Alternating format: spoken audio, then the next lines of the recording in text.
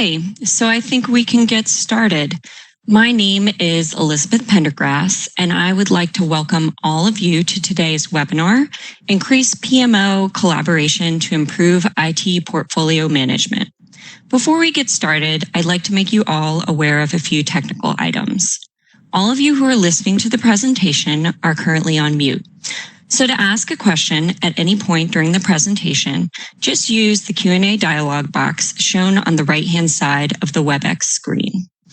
Laura and Keith will field as many of these questions as they have time for at the end of the presentation. If they do not have time to answer your question, don't worry. I will save all questions that we don't get to and refer them to Laura and Keith so they can get back to you. So I will start by introducing our presenters today. Keith Ciocco has more than 30 years of experience working in customer service, with 23 of those years spent at QSM. As Vice President, his primary responsibilities include supporting the QSM client base with their software measurement goals, managing business development, and managing existing client relations. He has developed and directed the implementation of the sales and customer retention process within QSM and has played a leading role in increasing the size of its customer base. Laura Zuber has 25 years of experience in software development, consulting, training, and support.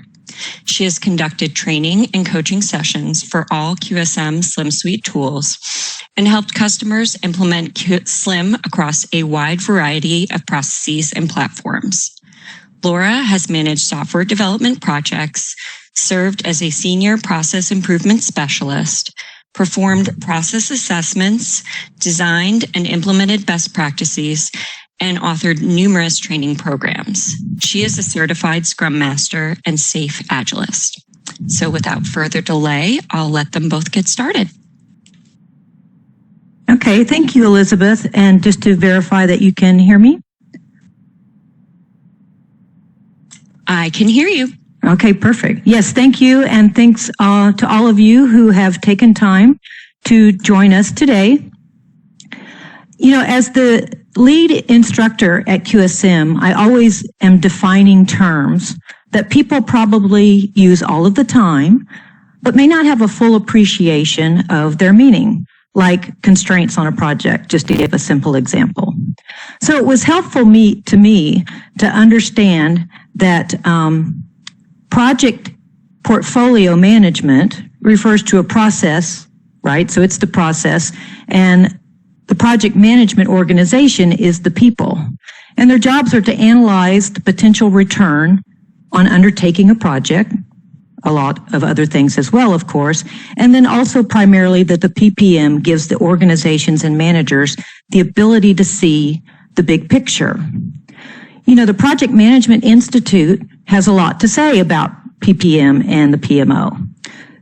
There are at least 3 standards, as shown here, along with some practice guides, including a practice guide on implementing organizational project management and a practice on the governance of portfolios, programs, and projects. So this is a testament to the importance of your work and how difficult your jobs can be. Of course, project management and portfolio management are not the same, of course. Project management says that directing the individual project correctly will ensure that it's done right. Portfolio management says directing all of the projects successfully will ensure that we're doing the right projects. If you put project management and portfolio management together, that would ultimately mean doing the right projects right. And of course, those of you that this is your job and your role, I'm not telling you anything new. So, you know, the PMO is a fixed and permanent entity within most organizations. And the focus points of its work are resource management and cross-level as well as cross-project communication. As for resource management, you know, despite the high use of agile methods that employs stable teams, we at QSM see a keen interest and need for planning and reforecasting resource needs. SLIM makes this possible to create a resource demand plan at the project and the release level and aggregated at the program and portfolio levels. As far as communication goes, providing stakeholders across the enterprise with the information they need and fostering conversations, plus the fact that SLIM stakeholders have access to data they typically wouldn't, that provides insight to guide decisions regarding project estimate assumptions and trade-offs and a project's likelihood of success, ensures that the projects and the portfolios are meeting the business strategic objectives. So we're communicating more information about the projects to help us see whether projects are aligning with those strategic objectives or not, which is one of the main functions, of course. I want to highlight some major IT PMO challenges, and then Keith will show you how SLIM helps to overcome these challenges. One is implementing new processes to clearly define the expectations and scope about projects and to keep up with changes in the business. Processes are put in place to achieve specific outcomes, especially having clearly defined expectations and scope. These processes have to keep up, though, with the business changes. During estimation, it's particularly important to understand project goals and the assumptions about scope and capacity used to calculate the estimates. SLIM Collaborate provides that extra information and insight, and also provides a process workflow element to help you define and automate your processes. Another challenge, as I mentioned, is resource management, certainly resource planning. The need for resource management is constant. Skills change as technologies change, or the need for different skills changes, and the resource shortages cause project goals to change. I know that I heard someone say the other day that, with COVID and the times we're going through now, some people are out of work, and so unfortunately those key skills can be diminished. SLIM's top-down estimation methodology tells you how many resources of each skill type you need based on the size of your projects. You get a resource demand plan of people, effort, and cost at the project and again at the portfolio level. This powerful ability to perform what-if analysis combined with that helps you explore these impacts and risks of changing resource needs due to technology and the economy.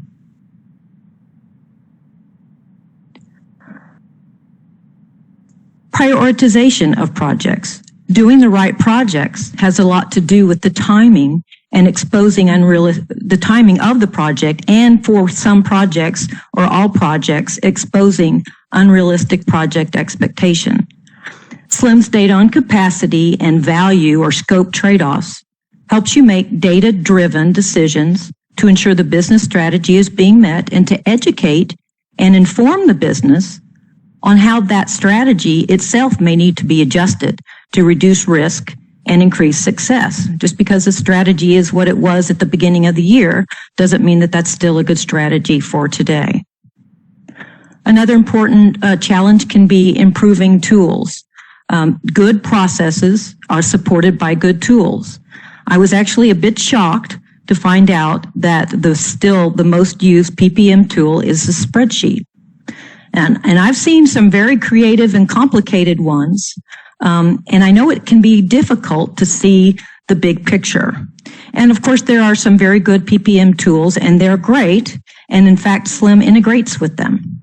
But they don't focus all the time on scope and capacity and quality, which are so important. Custom project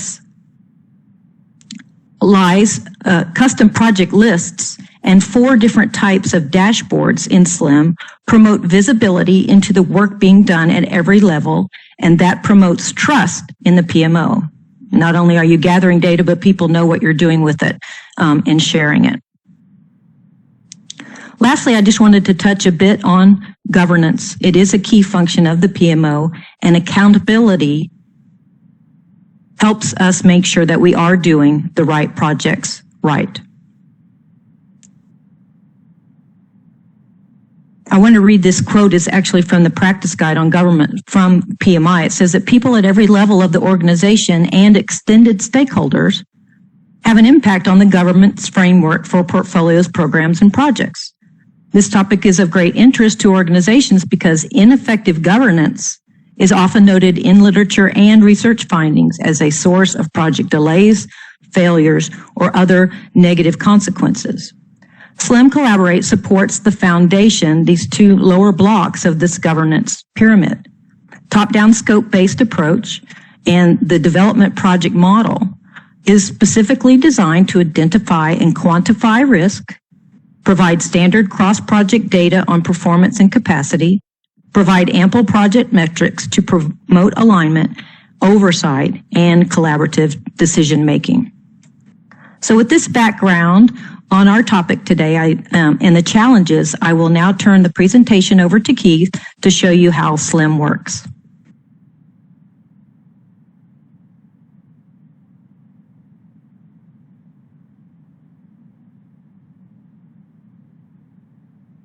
Thank you, Laura. I appreciate that. And thank you, Elizabeth. And thanks, everyone, for joining us today. Really appreciate you all taking the time to listen into this. My plan is to take you through a demo of the SLIM tools. And I'm going to go ahead and hopefully share my screen here. Second here. There we go.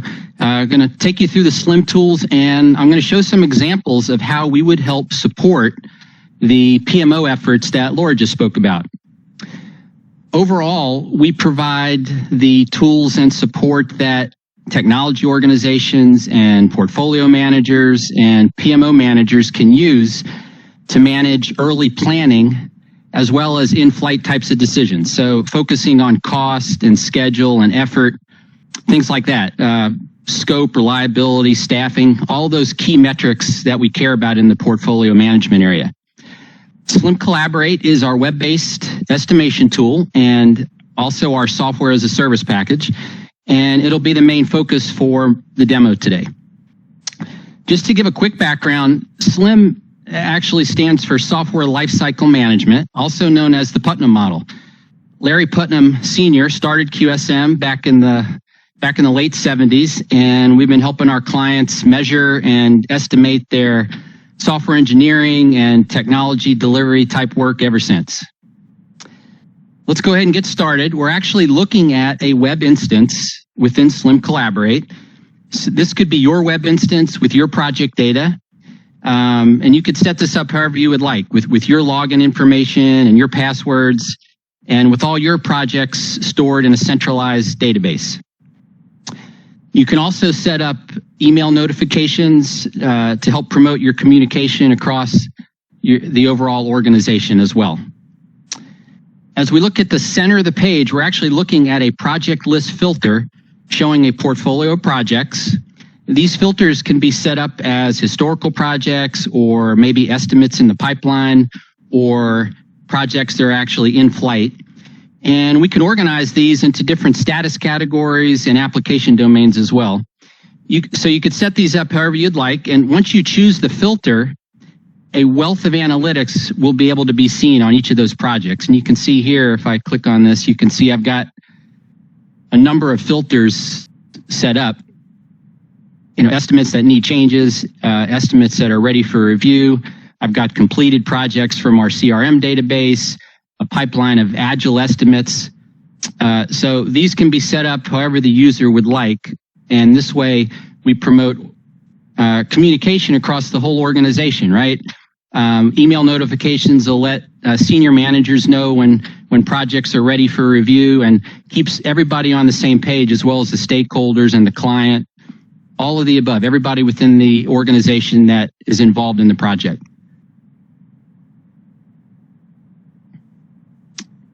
But it all starts with historical data.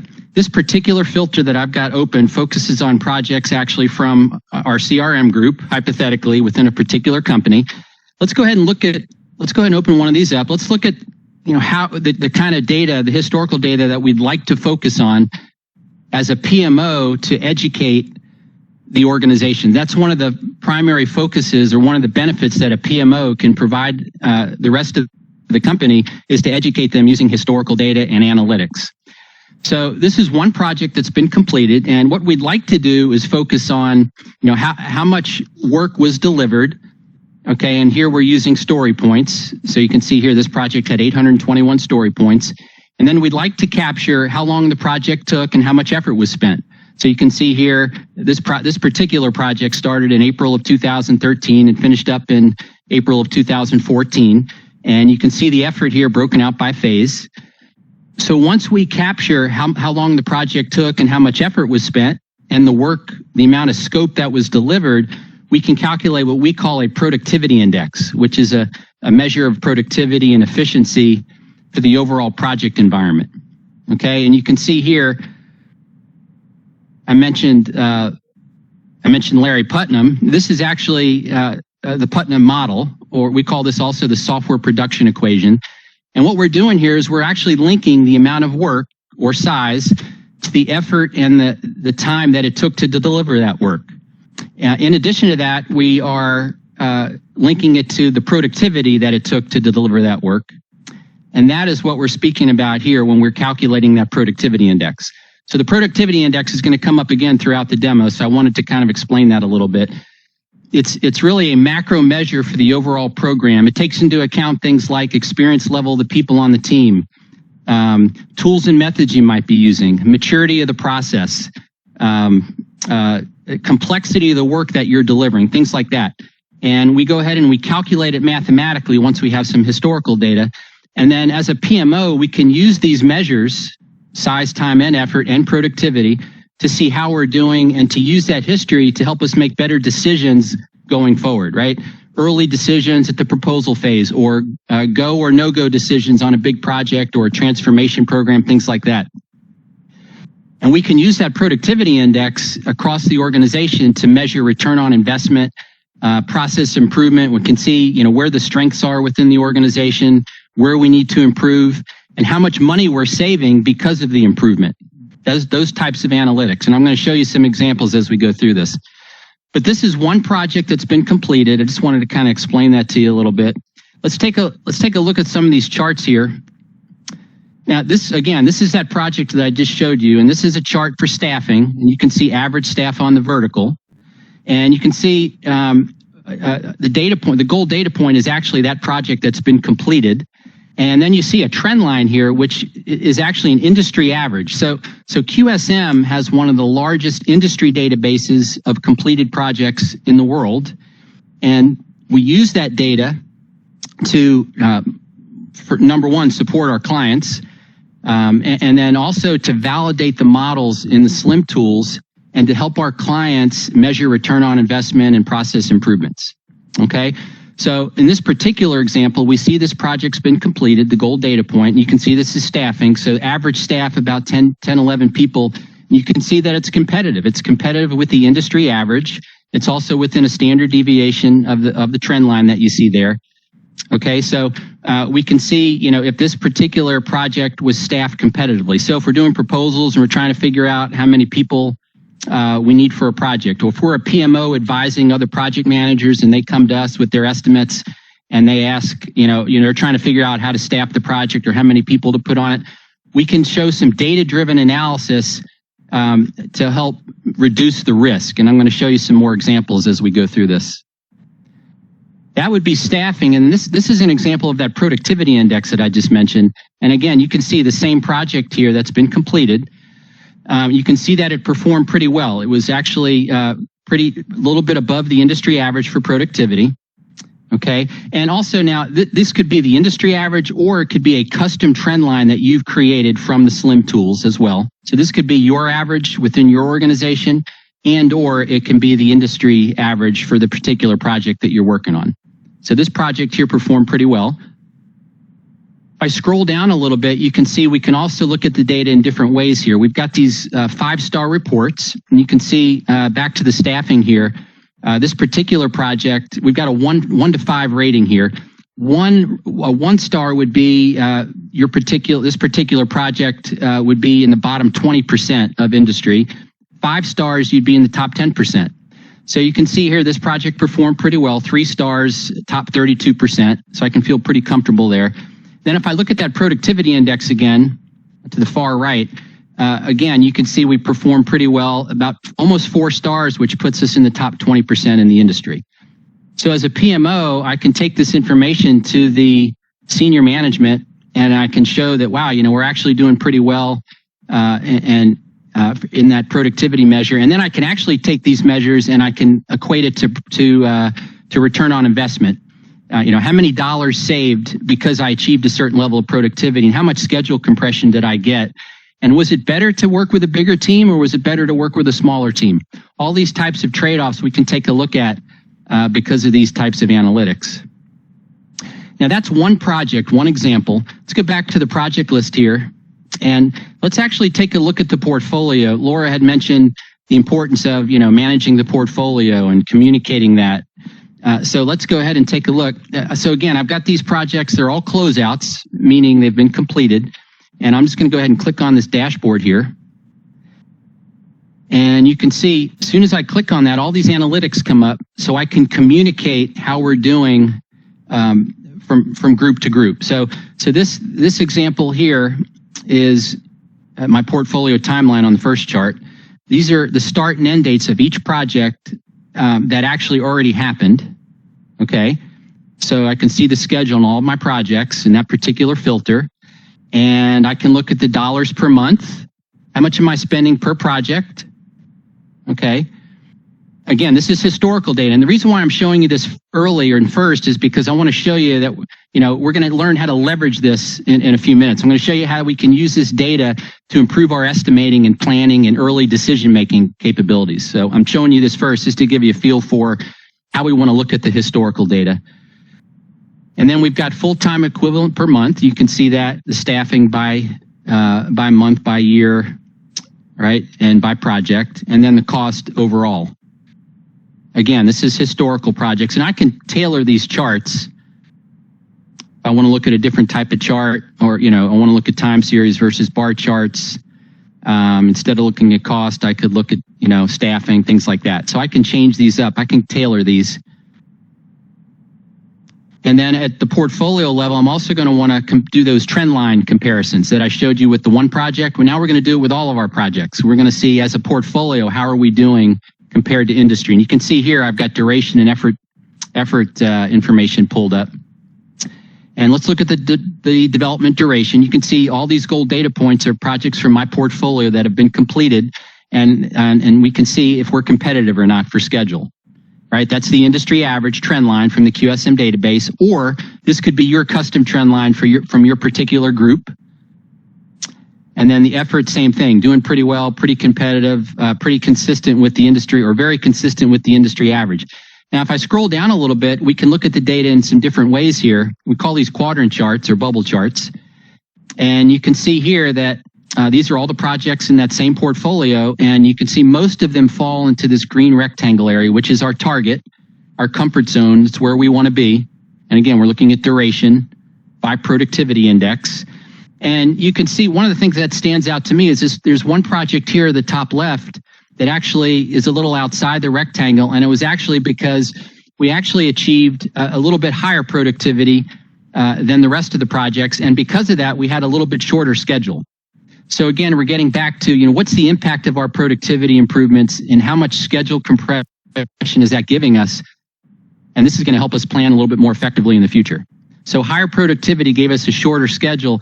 And then you can see down here on the bottom right, we have one project that is hanging out, but not for good reason. We actually had a little bit lower, quite a bit lower productivity. And because of that, we had a much longer schedule. So these are all the things we're going to want to take into account as decision makers on projects in the pipeline that we have coming up, in the future. And then, when I click on this arrow here, it brings up, you can see we've got a numerous amount of dashboards, right? All these dashboards provide different analytics so I can communicate effectively to, the rest of the company. Let's go ahead and look at a time-based view time-based performance trends, I like to say here. So here we've got, if I look in the top left, I've got that productivity index again, but now we're looking at it by completion year. And you can see here we've got year 2014 to 2017, and those are the productivity measures that we averaged. And you can see in 2016 we were a little bit better than the other 3 years. And if I look to my right, I've got another chart that talks about the total effort. And you can see in that same year that we had a higher productivity, we actually spent more money, right? And then if I look to my bottom right here, that same year, we're looking at effective implementation units that were delivered. So implementation units here is scope or amount of work that we delivered. This could also say story points. It could say features. It could say function points. So however you want to define the work. And you can see in 2016, we actually delivered a little bit more work as well. So we had a higher productivity the year that we delivered more work, and we also spent more money. And then let's go ahead and tailor one of these charts. Let's look at the staffing. And you can see here in that same year, we actually, which correlates pretty normally with the development effort being up, we had more people as well. So these relationships in the data are probably going to help us educate, as a PMO, we're going to use this to educate the rest of the company so they can do a better job of planning in the future. Now, speaking of planning in the future, let's talk about how are we going to leverage this information going forward when we have estimates to do. So let's go back to our project list. And again, so here again, we've got closeout projects, but let's go ahead and pull in some estimates. So I'm going to bring in my Agile estimates. Okay, so this would be a pipeline of Agile estimates. I've got one closeout project, for comparison purposes, but most of these are estimates in the pipeline. And we want to talk about, how are we going to leverage our experience to do a better job of planning and making early decisions. Okay, so we're going to talk about that now and show some examples. And again, we're looking at this project list. I could actually sort this however I would like. If I wanted to, I could pull up just the estimates, in the year 2016, or just the projects that were, 50,000 implementation units or higher, or projects that only had PIs that were 19 or higher. So I could sort this however I would like. But let's go ahead and let's open one of these up. Let's talk about how to run an estimate and leverage all these data points. So we'll go in here into the estimating area. And first thing I would do, or I would want to do, is I would want to configure a template that represents the way I do business, okay? That defines the way I deliver, whether it's software or some type of technology. I'm going to go ahead and set that up here. And so the first thing I'm going to do is I'm going to give the project a name. And in this example, we're calling it auto program increment. So remember now, we're talking release level estimates here. So this would be before any detailed planning takes place, right? So, one of the things we run into a lot in this business is we notice that a lot of people will spend days doing a very detailed bottom-up plan before they know the scope, before they know, they'll do a detailed schedule, work breakdown structure before they know if they're going to need 10 people or 20, before they know if they're going to need, if this should take 6 months or 12 months, right? So we want to figure out that scope first, that scope level estimate first, so we make sure we're headed down the right path. Okay, so that's what we're doing here. So we're going to give the project a name, so early estimate before sprint level planning. We're going to give it a workflow status. This goes back to that communication aspect of this that Laura had mentioned. Project to project, we want to be able to communicate within the whole portfolio. And so we're going to determine, what status is this project?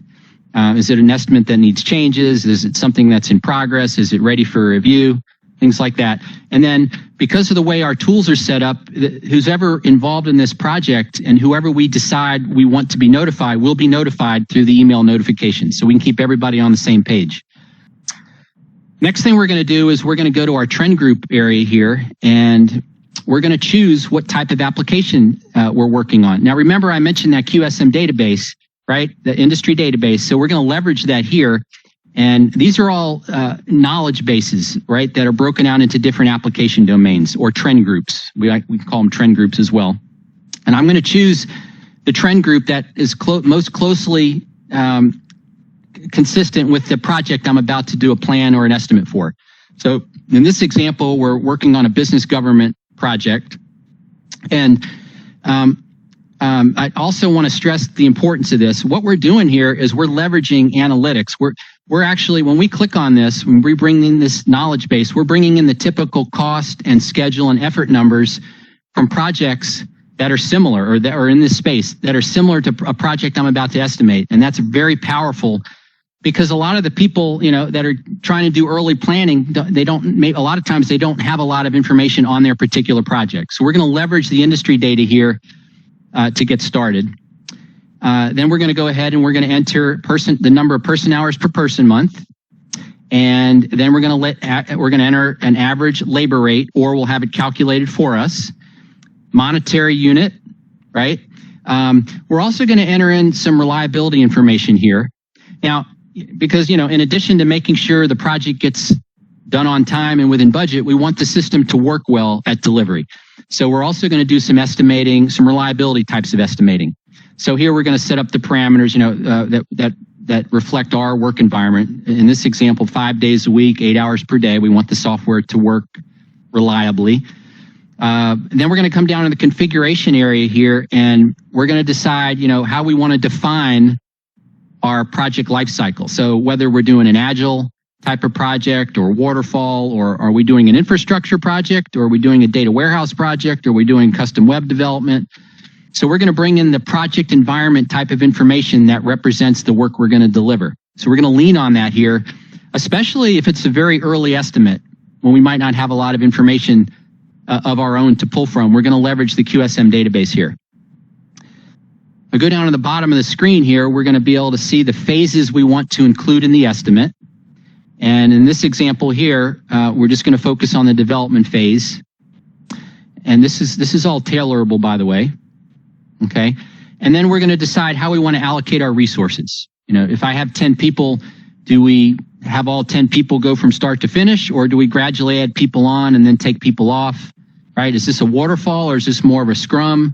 Right? So this is going to be user definable. And in this example, we're going to use a level load. Okay.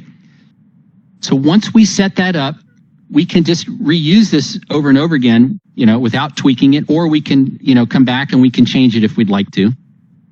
Next thing we're going to do is we're going to start the estimate.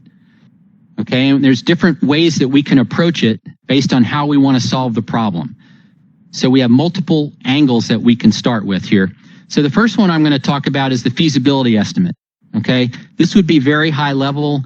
This would be at the proposal phase, right? In fact, as a PMO manager, the PMO can be the knowledge base for the rest of the organization. Your project managers can come to you, and they can, maybe they've already run their estimate in a spreadsheet, or they've done it a certain way that they're used to, but they need to come to the PMO to sanity check it. They need to come to the PMO to make sure that schedule and budget target are realistic, right? Because how many times have we been late on a project and then we lose a lot of money? So if we can get the targets right early using this data-driven approach that's built into SLIM, we could probably save ourselves a lot of headaches down the road. And that's what we're going to do here with this feasibility estimate. So very high level proposal phase, or maybe we're at the go or no-go stage. Maybe it's senior management saying, should we even do this project? Okay. Or maybe they've decided to do it, but they want to know the scope. What are the parameters? Okay. So here we go. We're going to put in the amount of work. And in this example, we're using epics as our size measure, or how we're defining the scope. But this could say something different. It could say stories. It could say features. However you all define the work within your particular group. I'm going to put in my target duration. So I want to finish this project in 4 months, or I'm being told to finish it in 4 months. And then I'm going to put in what my staffing goal is. Okay. In this example, I've got 6 people. That's my team size in this example. Okay. So this would be one example of how I would approach an estimate. Now, if I don't have this amount of information, let's say I have less information. We could start here with our trend-based approach and just simply put in the amount of work that needs to be done and let the QSM models within SLIM collaborate, figure out the cost and the effort based on the scope that we need to finish, and also based on that industry information, right? Those models that are built into the tool, okay? That are validated with thousands of projects. So that would be another approach. A higher level, I don't have a lot of information. I'm going to rely on the QSM database a little bit more heavily. Or we could go deeper. Let's say we do have more information. Let's say that we have more information on the scope and on the productivity and things like that. So in this example, we call this the design to goal method. We would, again, put in the amount of work. And now we're going to leverage that PI that I mentioned, right? Remember, it's calculated from our historical data. And if we don't have any historical data, we can use the QSM industry database, right? Remember, QSM's got thousands of projects. So we know what the industry averages are for productivity for all different types of application domains. So if you don't have your own history, or, as a PMO, maybe your project managers do have their own history, project managers that are coming to you for help. But as the PMO, maybe we leverage this industry data as a sanity check for those PMs that are using spreadsheets, right? So we're going to use this PI from our industry database, or we're going to use it from our own history. And then we're going to put in, again, what our targets are. I've got 6 people. Or, maybe I want to approach this differently. Maybe I don't know how many people yet. Maybe I want Slim to figure that out for me. And I'm going to put in what my schedule goal is, or what my effort goal is, or what my budget is. So it's flexible. I can set this up however I want. So I could leave it there, or I could go more detailed.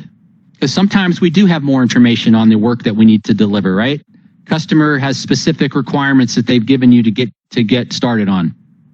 So if I have that luxury, I will come in here and say, okay, great. Let's go into our sizing calculator and get a little more detailed. So in this example, I'm actually correlating those epics to what we call business use cases and interfaces, right? And I've got 35 business cases. I've got 16 interfaces in this example.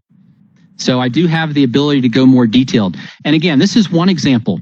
If I have some other problem to solve, or I have some other type of work to deliver, I can simply leverage that within the tools here. So let's say I'm doing a data warehouse project. I could bring that information in. Let's say I'm doing a hardware installation. I can bring that information in. Let's say I'm doing a package. I could leverage that as well. So let's show an example of a package implementation, how that might look a little different. So this would be if I was delivering a package implementation. So here you can see, we're counting things like workflows and forms, and we're breaking them out by complexity: simple, average, complex. I'm counting enhancements and conversions and things like that, interfaces. Okay, so I can set this up based on the work that needs to be delivered, and then I can use these templates over and over again, or I can change them based on the new requirements that I might have from the customer. Okay, so a couple examples there for you. Let's say I'm working with an Agile Scrum team. Let's approach it a little differently. So in that case, I'd want to bring up our time box method. Okay, and so we work with a lot of Agile clients, and Agile person might say, oh, well, I already know the cost, it's fixed, or I already know the team size, it's fixed. That's okay. We still want to validate as a PMO. We still want to provide that service to our internal customers and validate whether their targets are realistic before they start sprint level planning, before they make early decisions. We want to make sure that those fixed cost and schedule parameters are realistic and that they're consistent with the work they've delivered in the past, so they don't lose money on the project, and they don't lose time, and they don't lose a valuable customer. So here we are, time box, and I'm going to figure that my duration is fixed, 4 months, and then team size is fixed, or again, I could change that. I'm going to leverage my PI from my most recent Agile projects from the QSM database, or my most recent Agile projects within my own organization. Remember, this is calculated from historical data. And then once I validate these parameters, I'm going to go ahead and run the model, and then I'm going to generate the scope. I'm going to use those fixed parameters to figure out, how much work can I get delivered within those fixed parameters. So and then, when I do that, I'm also going to validate whether the fixed parameters were reasonable or not. Okay, so a few examples there for you. Let's go back to the original one, that feasibility. This is that high-level ballpark estimate at the proposal phase, or the go or no-go phase. And let's go ahead and run an estimate. So we'll say 25 epics, 4 months is my target, and then let's bump up to a bigger team size. Let's just try something different. Let's go with 12 people. Start date, and then I'm going to hit OK. And it's going to run the models, and it's going to generate an estimate. It's going to bring me to this analysis area where I've got all of these analytics at my fingertips that I can bring up when if people challenge me on an estimate. If they say, I don't know, if I'm not sure, I don't know, I'm not, my gut feel says no, or, I'm going to be able to use a data-driven approach to check their gut feel and my gut feel to make sure we're on the right path. So I've run the estimate. It brings me here. And first thing we're looking at is a staffing profile. Okay. And you remember when I set that configuration up, I set it up for a level load, right? And I set it up, and my fixed people was 12. That was my target. And so you can see the level load here in the chart. This is all, remember, it was tailorable. And you can see the gold estimate here. The gold box is my estimate. That was my target. That's what I'm hoping for. The green box that you see is the QSM Slim Collaborate estimate based on the data-driven approach, the historical data, which is a PMO we want to promote heavily throughout the organization. And I can't say that enough. As a PMO, we want to justify our existence, right? We want to make sure we're valuable.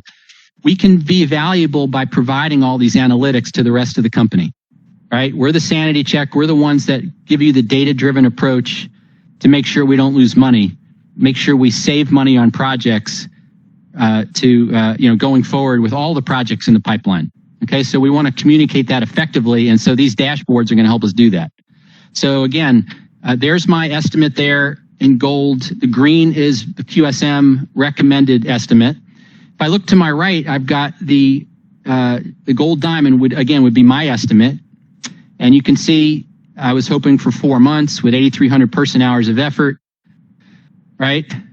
25 epics. Well, the balanced QSM estimate, the one with less risk, the one that's data-driven, is saying I should probably allow for a little more time and effort to be less risky, right? To be comfortable on this going forward.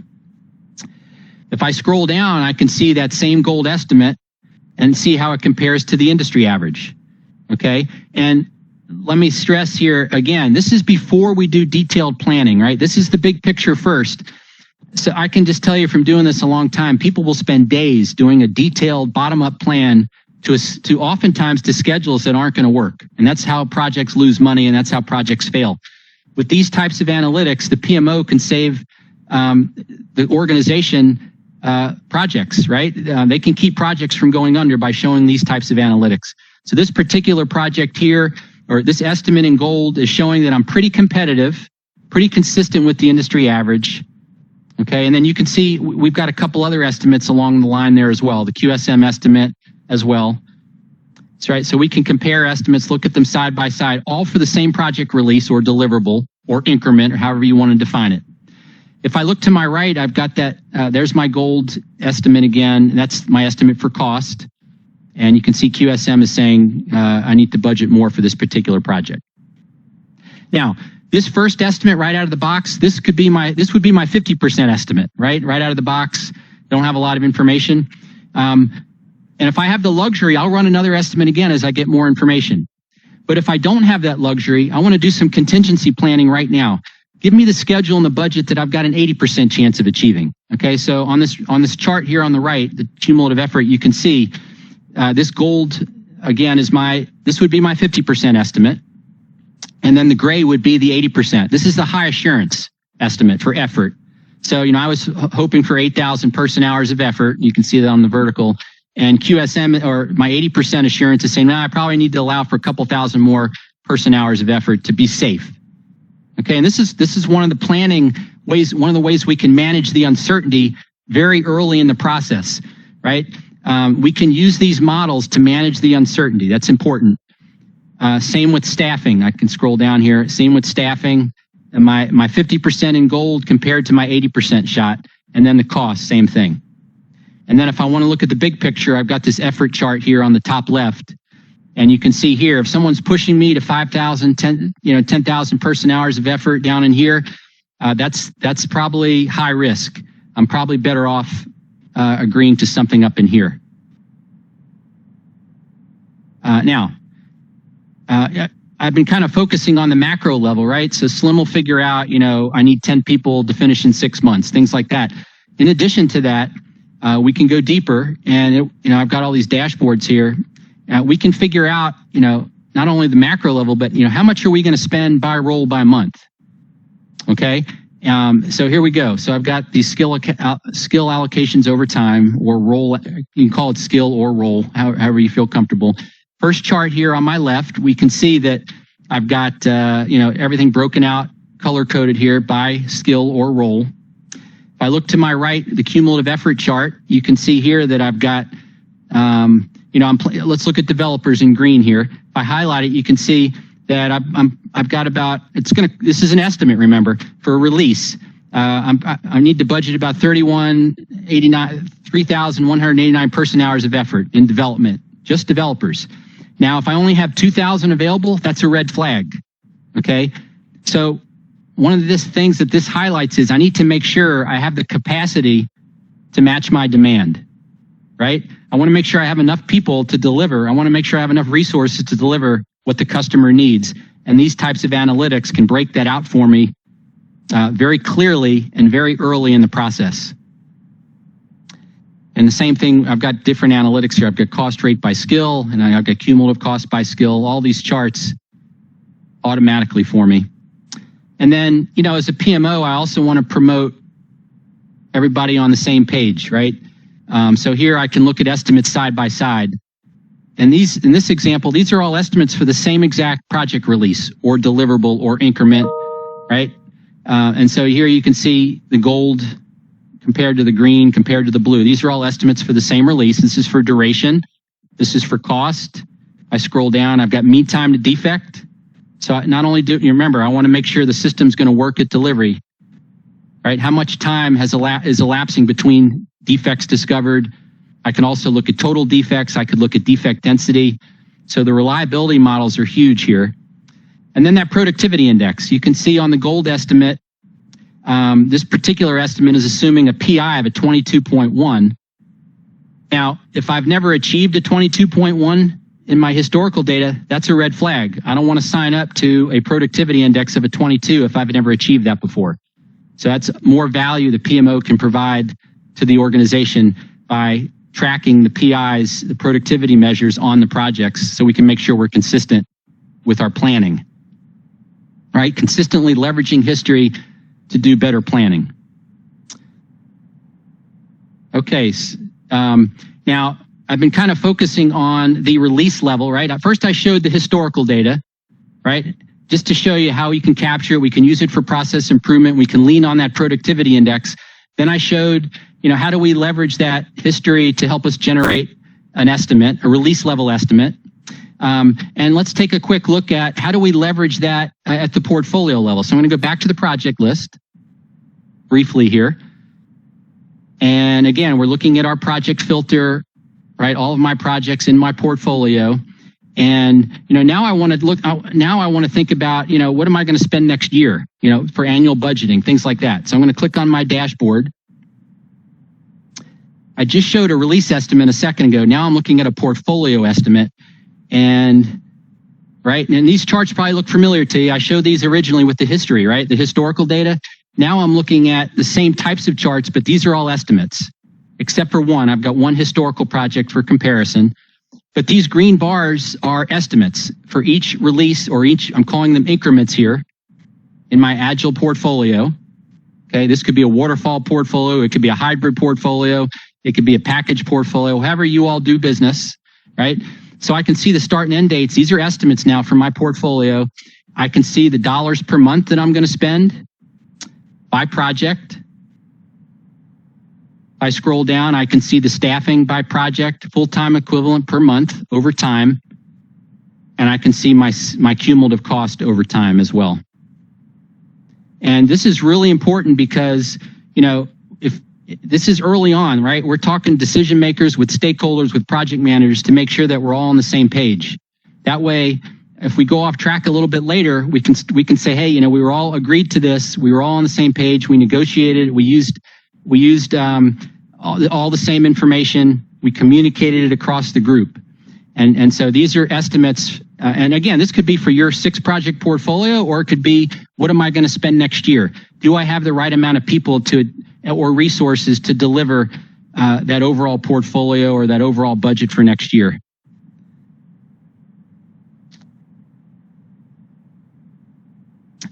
that actually concludes my demo.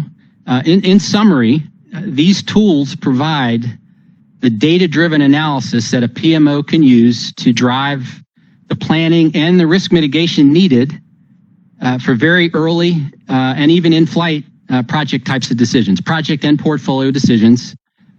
Thank you for listening. I'll turn it back over to Elizabeth now for the question and answer session. Okay.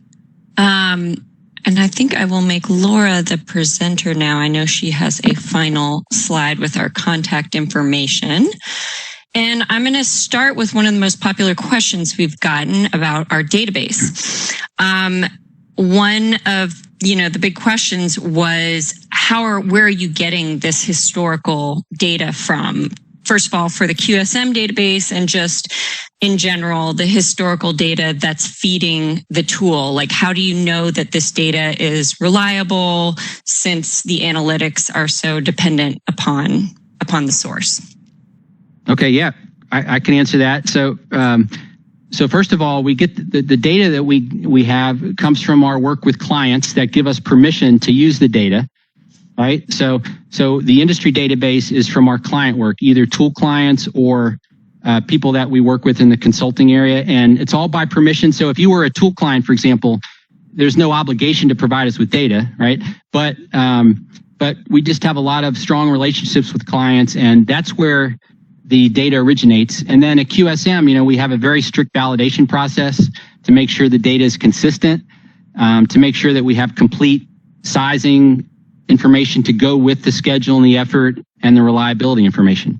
So to answer that question, from our client work is where we get the data. And in the tools, I think the second part of that was, where do you see it in the tools?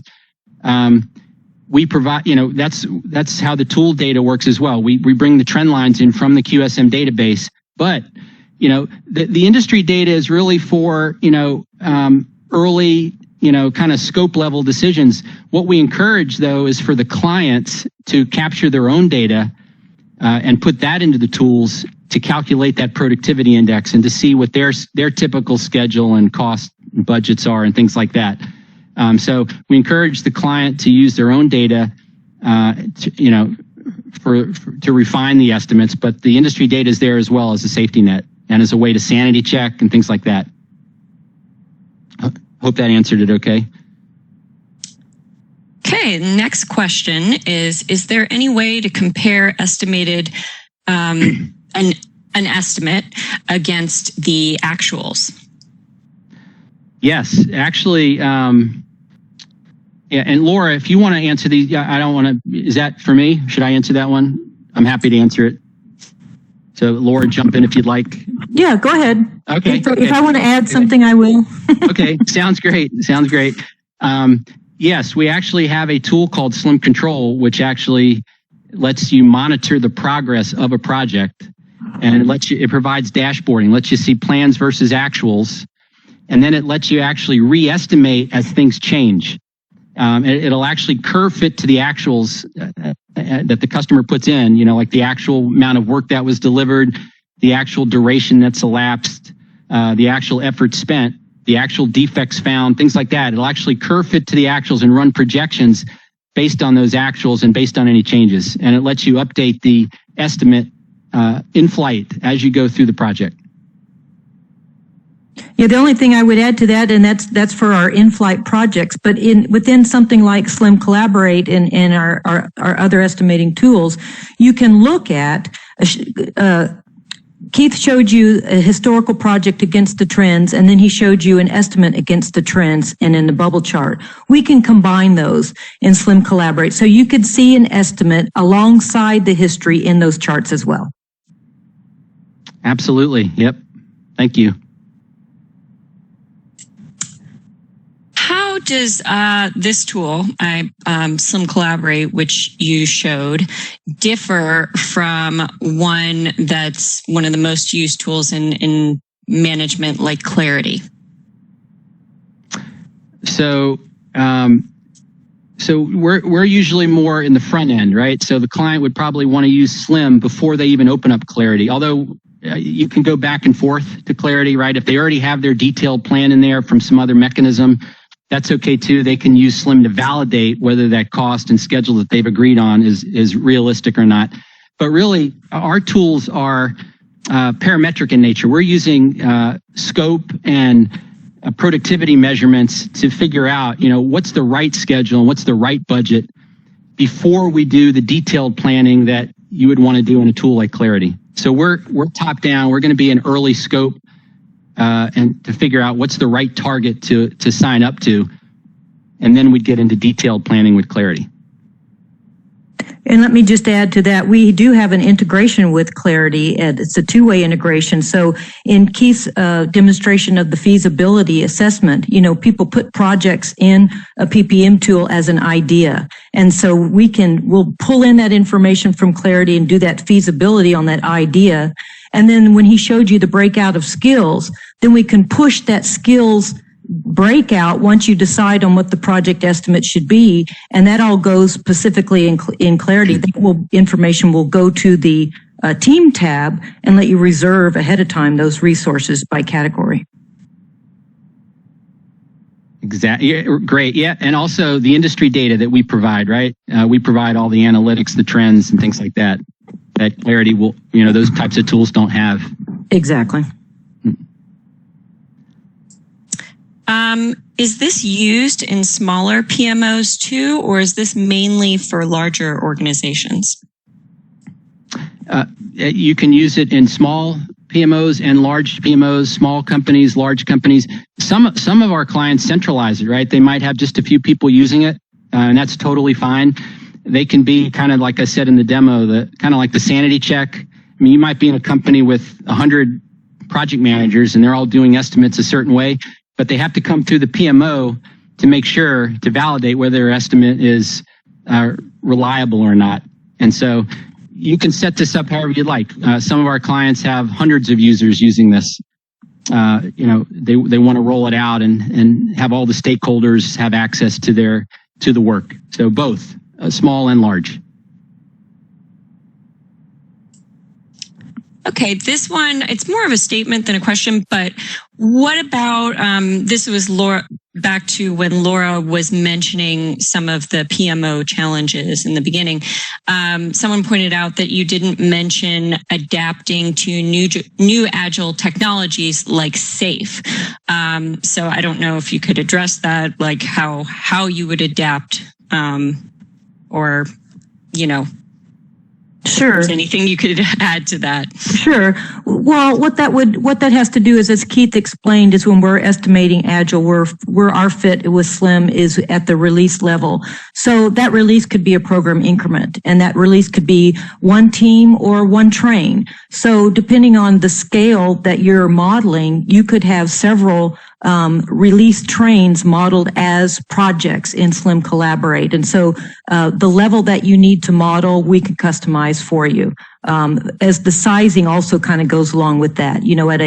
At a large scaled framework, those initial business strategies and objectives are going to come down as epics. We don't have any idea what the stories are yet. That comes later. So we start out with the epics, and then when each individual train or release can go in and update their estimates once we know more. And now they've got the stories and story points to go with that and have an even better idea of what's going on. So absolutely, we'd be happy to help you with that.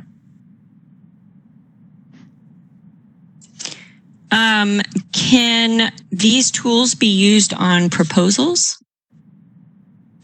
I can answer that one. Absolutely. So one of the sweet spots for SLIM is those early estimates, right? When you don't have a lot of information, where we're leaning on the industry data or just a little bits of project data that you might already have. And so a lot of our clients use SLIM to support their proposal work. Early on, they're trying to figure out, what should we budget, and how long is this going to take? And you can sanity check your proposal estimates with the industry trends to make sure you're competitive.